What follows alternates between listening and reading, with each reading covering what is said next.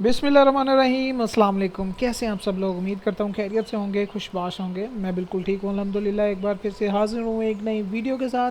आज हम बना रहे हैं जी देसी घी। बहुत ही ज़्यादा इजी है देसी घी बनाना। आप इजीली इसे घर पे बना सकते हैं, कोई ज़्यादा रॉकेट साइंस नहीं है, सिंपल सा तरीका है इसे बनाने का।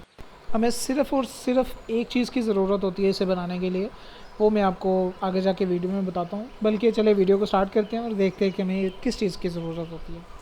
हमें चाहिए होती है जी मलाई, दूध की। मेरे पास इस टाइम भी तकरीबन के करीब 1.5 kg मेरे पास मलाई है, जिसका मैं देसी घी अब बनाने वाला हूँ। करना ये है जी, आपने ब्लेंडर में मलाई ऐड कर देनी है। ट्राई कीजिएगा हाफ़ आपने ब्लेंडर यूज़ करना है, फुल आपने जग नहीं भर लेना। और उसमें आपने ठंडा पानी ऐड करना है और इसको आपने 2 से 3 मिनट अच्छी तरह से ब्लेंड करना है। उसके बाद आप देखेंगे कि आपका जो मक्खन है वो इस तरह से आपका बिल्कुल अलग हो जाएगा। इसी तरह से बाकी सारी मलाई का भी हम मक्खन अलहदा कर लेंगे, लेकिन आपने ट्राई करना है कि जग जो है आपने हाफ़ ही करना है, फुल नहीं आपने करना। उससे जो होता है वो अच्छी तरह से मक्खन नहीं निकलता। हाफ़ जग जो होगा उससे आप देखेंगे कि अच्छी तरह से मक्खन इसका निकल आएगा। अब आपने इस सारे मक्खन को एक टब में या एक बर्तन में अलहदा करते जाना है। देख सकते हैं कि सारी थी उसका मैंने मक्खन जो है वो ब्लेंड करके अलहदा कर लिया।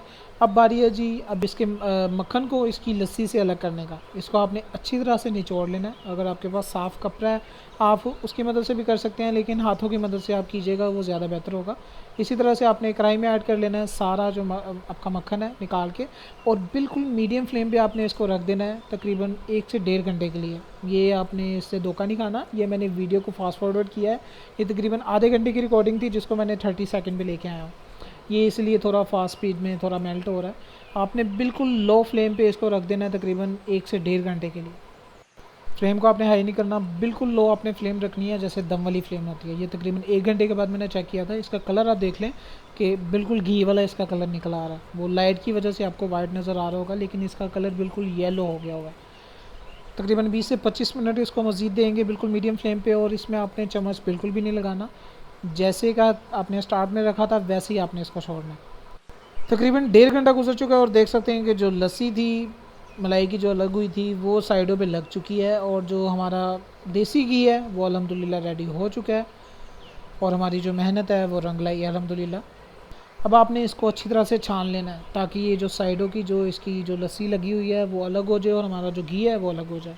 अल्हम्दुलिल्लाह जी हमारा खालिस देसी घी रेडी हो चुका है। वीडियो कैसी लगी है मुझे कमेंट करके ज़रूर बताइएगा। अगर अच्छी लगी है तो कमेंट कर ज़रूर कर दीजिएगा और लाइक भी कर दीजिएगा। और अपने फैमिली मेम्बर्स के साथ, फ्रेंड्स के साथ ज़रूर शेयर कर दीजिएगा।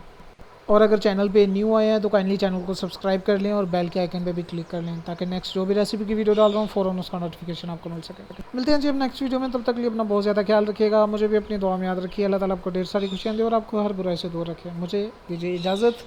अल्लाह हाफ़िज़।